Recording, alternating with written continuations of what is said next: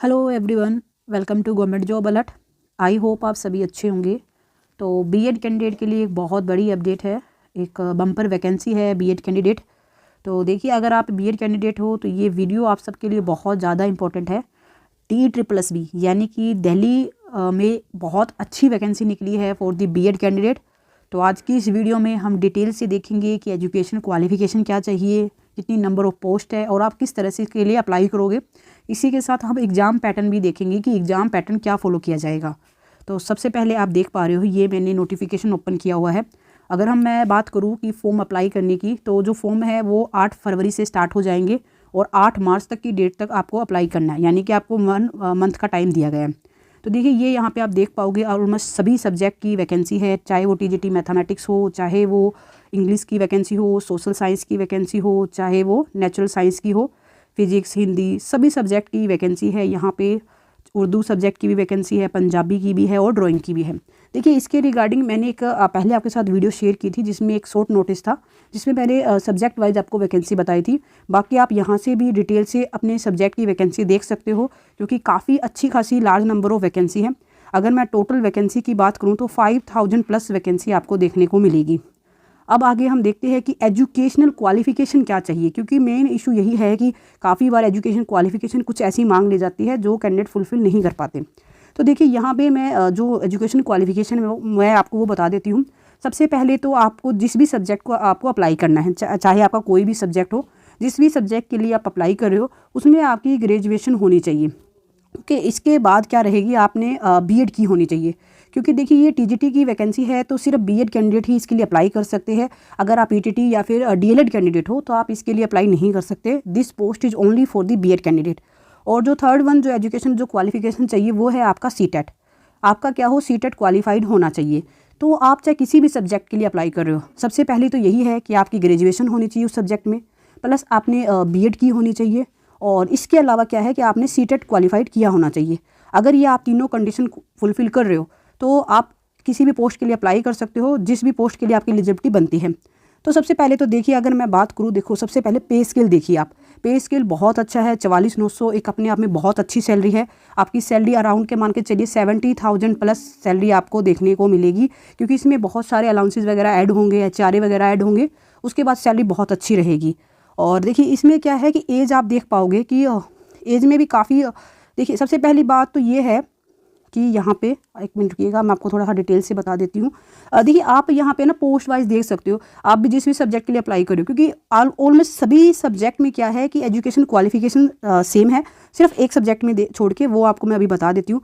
सबसे लास्ट में जो सब्जेक्ट है ड्राइंग की। इसके अलावा देखिए, आप ये नोटिफिकेशन क्या है, ये आपको नीचे डिस्क्रिप्शन बॉक्स में एक टेलीग्राम चैनल का लिंक मिलेगा, आप वहाँ जाइएगा। टेलीग्राम चैनल पे मैं आपको इसकी पीडीएफ प्रोवाइड कर दूंगी, जहाँ पे आप डिटेल से देख सकते हो इस नोटिफिकेशन को, और जिस भी सब्जेक्ट के लिए आप अप्लाई करना चाहते हो उसके बारे में आप डिटेल से देखिएगा। अगर आपकी एलिजिबिलिटी क्राइटेरिया बनता है तो आप इसके लिए ज़रूर अप्लाई कीजिएगा। और सबसे अच्छी बात यह है कि यहाँ पे मेल और फीमेल दोनों की अलग अलग से वैकेंसी दी गई है, जो कि अपने आप में काफ़ी अच्छी चीज़ है आप सभी के लिए। एक बार मैं आपको देख के बता देती हूँ। आप यहाँ पे देख पाओगे ड्राइंग टीचर के लिए। देखिए, ड्राइंग टीचर के लिए काफ़ी अच्छी पोस्ट है, 527 पोस्ट है टोटल। और इसमें आप एजुकेशन क्वालिफिकेशन में आप देख पाओगे यहाँ पे 5 ईयर डिप्लोमा इन ड्राइंग की हो, या फिर आपने मास्टर इन ड्राइंग की हो, या फिर बैचलर डिग्री इन ड्राइंग की हो।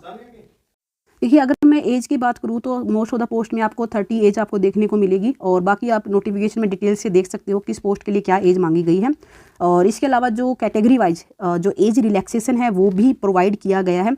आपको अगर अप्लाई करना है तो आपको इस ऑफिशियल वेबसाइट पे आपको जाना होगा अप्लाई करने के लिए, और एप्लीकेशन आपको ऑनलाइन ही सबमिट करनी होगी। अगर फ़ीस की मैं बात करूँ, देखिए सिर्फ 100 रुपीज़ आपकी फ़ीस रहेगी। उसमें भी देखिए, सबसे इंपॉर्टेंट बात है कि फ़ीमेल कैंडिडेट की कोई भी फ़ीस नहीं है। सबसे अच्छी बात तो यही है कि फ़ीमेल कैंडिडेट को कोई भी फ़ीस सबमिट नहीं करनी है, जो कि काफ़ी अच्छी चीज़ है। दूसरी, अगर अब हम देखिए कि एग्ज़ाम पैटर्न क्या रहेगा। देखिए, एग्ज़ाम पैटर्न में क्या रहेगा, आपका जो एग्ज़ाम है वो 2 पार्ट्स में डिवाइड होगा, सेक्शन ए और सेक्शन बी। तो सबसे पहले हम देखते हैं कि सेक्शन ए में क्या रहेगा। देखिए, सेक्शन ए जो रहेगा आपका जो रहेगा उसमें क्या होगा, आपके जनरल अवेयरनेस के क्वेश्चन पूछे जाएंगे, रीजनिंग से क्वेश्चन होंगे, मैथमेटिक्स या न्यूमेरिकल एबिलिटी हम कह सकते हैं, हिंदी और इंग्लिश से क्वेश्चन देखने को मिलेंगे। टोटल 100 मार्क्स के जो एग्जाम रहेगा ये। और इसके अलावा जो सेक्शन बी रहेगा, सेक्शन बी टोटली बेस्ड होगा आपके सब्जेक्ट पे। मीन्स जिस भी सब्जेक्ट से आप अप्लाई कर रहे हो, अगर आप मैथमेटिक्स से अप्लाई करते हो तो आपको 100 क्वेश्चन मैथमेटिक्स से ही टोटली देखने को मिलेंगे। तो इस तरह से 200 मार्क्स का आपका एग्जाम होगा फॉर दी 200 क्वेश्चंस। तो ये इस तरह से एग्जाम पैटर्न रहेगा, यानी कि आपका सब्जेक्ट एक बहुत बड़ा रोल प्ले करेगा कि आपने किस तरह से अपने सब्जेक्ट को प्रिपेयर किया है। तो ये सब मैंने आपको डिटेल बता दी है। इसके अलावा देखिए, ये एक बहुत इंपॉर्टेंट पॉइंट है।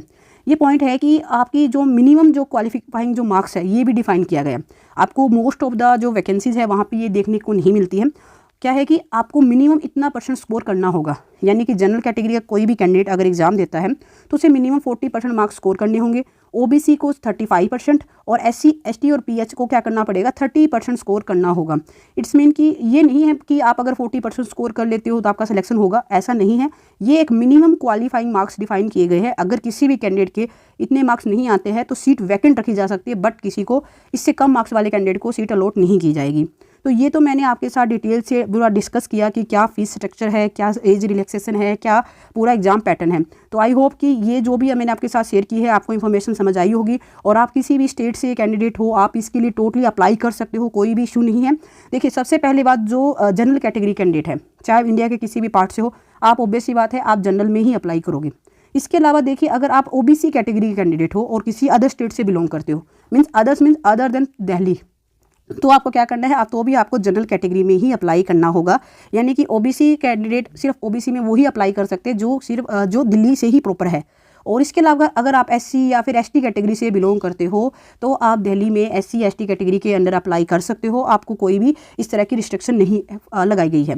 तो इस तरह से मैंने जो भी डिटेल इन्फॉर्मेशन थी वो आपके साथ शेयर की, और पीडीएफ के लिए मैंने आपको बता दिया। ये नोटिफिकेशन आप मेरे टेलीग्राम चैनल पे जाके देख सकते हो, वहाँ पे मैं ये पीडीएफ शेयर कर दूंगी।